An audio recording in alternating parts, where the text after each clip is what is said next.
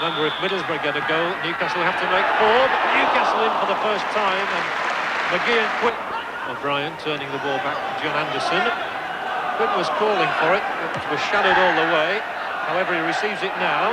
Oh, and a lovely back here. What good play to O'Brien. Here's the chance, and Pears makes the save.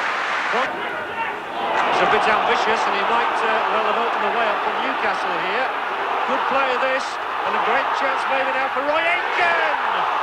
Flicked aside by Stephen Pears. Crossover to the far post, headed away by Cooper. Aitken lobs it back in. Anderson has made the run forward.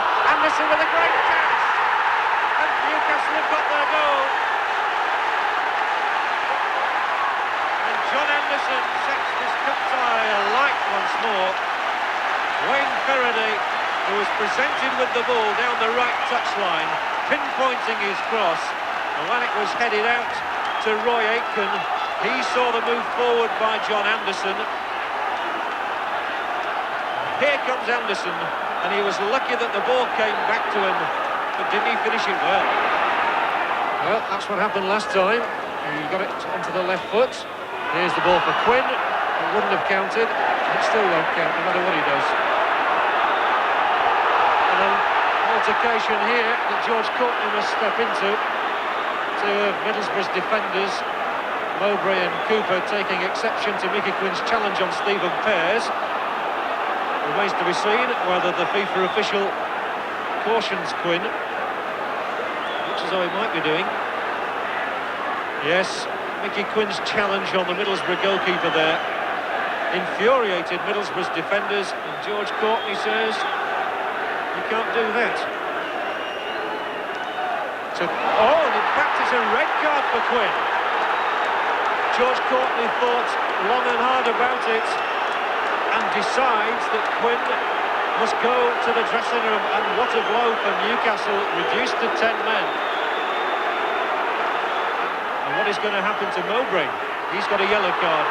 Roy Aitken's cross with that decision, to say the least. But Middlesbrough skipper stays on, despite the fact he remonstrated physically with Quinn. And now Roy Aitken is being booked as he protested. George Courtney is the busiest man on the pitch. He gets the yellow card. Well, we've had 3 yellows and a red in 5 minutes. And this is what it all led up from. There was a little shove in the back there. Scott headed it forward. The whistle had already sounded. Quinn lobbed the ball gently into Pears' hands. Carried on there. Pears stayed down.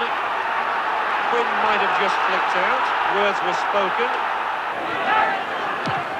Good run here. Excellent run made by Jimmy Phillips. And he's got a chance to advance, and Middlesbrough have got 3 men up in the area. And it's there, is it? Up the underside of the bar. Phillips had made the run to get into space. And when he cut the ball back, Musto sliding in, smashed it against the underside of the bar. Continues to run, and 5 Middlesbrough men in front of him. He tries the curler. Well, it's breathtaking stuff, is this? And Wayne Faraday, who's had an excellent first half, helped to make the first goal and almost got the second for himself. Brilliant thinking by Faraday, curling the shot past Pears. Slave him forward. Middlesbrough will have to defend once more here. Now Aitken, the chance to drive one in. Cracking shot! And that might just have flicked off the top of Stephen Pears' crossbar. 12, who's hardly touched the ball since he came on. And they'll all be up for it here. Hook back across goal. Chance is still. And Bradshaw's shot is tipped around by Pears. And Darren Bradshaw, who's come in instead of the injured Ranson, could well have salvaged it for Newcastle then. It really is a tremendous save, this, from Stephen Pears. He chested it down, hooked it in, and that was going.